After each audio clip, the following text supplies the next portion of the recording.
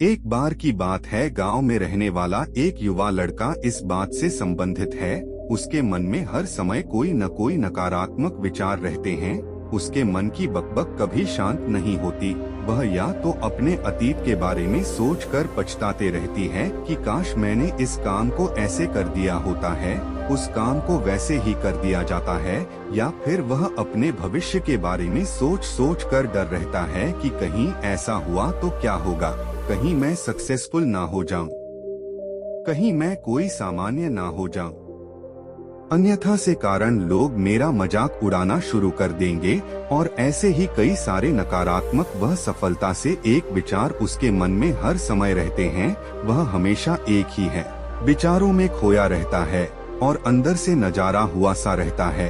फिर किसी ने बताया कि यहाँ पास के जंगल के नीचे एक बौद्ध भिक्षु रहते हैं, तो उनके पास जाओ। उसने इस मानसिक समस्या का समाधान ढूंढकर निकाल लिया।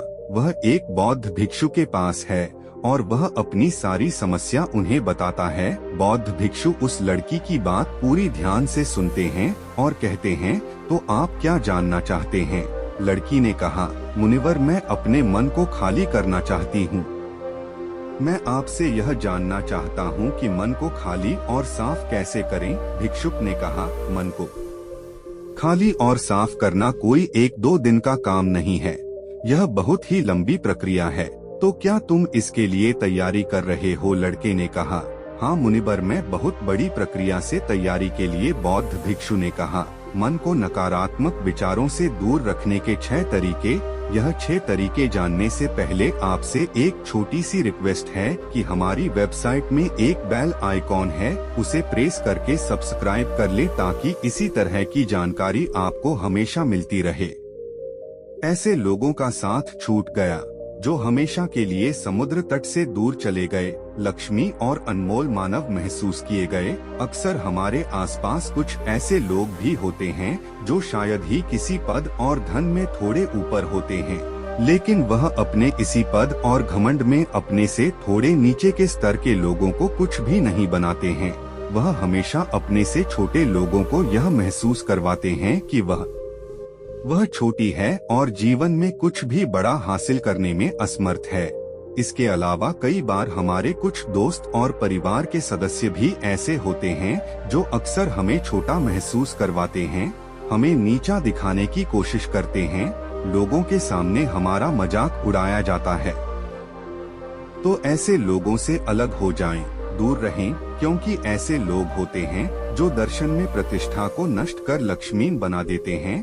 सुरक्षा स्वयं की क्षमता पर संदेह होना शुरू हो जाएगा। खुद के अंदर के प्रति और दुनिया के प्रति नकारात्मक भावनाएं शुरू हो जाएंगी और यह नकारात्मक विचारों में मानसिक तनाव और चिंता की तरफ ले जाएंगे। दूसरा, बहुत ही कम और चुनिंदा लोगों को ही अपना दोस्त बनाओ। ऐसे लोगों को ही अपना दोस्त बनाओ जिससे आप कुछ सीख सकते हैं। हो सकता है कि आप किस तरह की भावनाओं को साझा करते हैं, सोच आपसे मेल खाते हो तो जीवन में आगे बढ़ने में सहायता करें। हमारे जीवन और चरित्र में हमारे माँ बाप के बाद हमारे दोस्तों पर सबसे ज्यादा प्रभाव पड़ता है। दोस्तों का सही होना बहुत जरूरी है। ऐसा भी कहा जाता है कि आप उन 5 लोगों की औसत हो साथ में आपने अपना सबसे ज्यादा समय बिताया हो।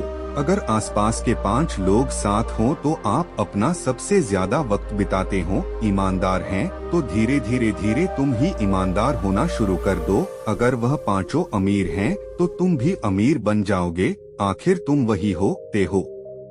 ऐसे लोगों के साथ तुमने मुझे सबसे ज्यादा समय बिताया। किसी महान सिद्धांत ने यह भी कहा है कि तुम मुझे किसी इंसान के दोस्तों से मिलवा दो, मैं उसके दोस्तों को देखकर उस इंसान का भविष्य बताता हूँ। हमारी सबसे बड़ी समस्या यह है कि हम लोग को ना बोलें। हम ऐसे लोगों से भी ना बोल पाते हैं जिनके साथ हम अपनी जिंदगी में नहीं चाहते हैं, और फिर हम चाहते हैं कि हम भी नकारात्मक लोगों के साथ अपना समय बिताते रहें। इसलिए हमें सबसे पहले उन लोगों को अपनी जिंदगी से ना बोलना है।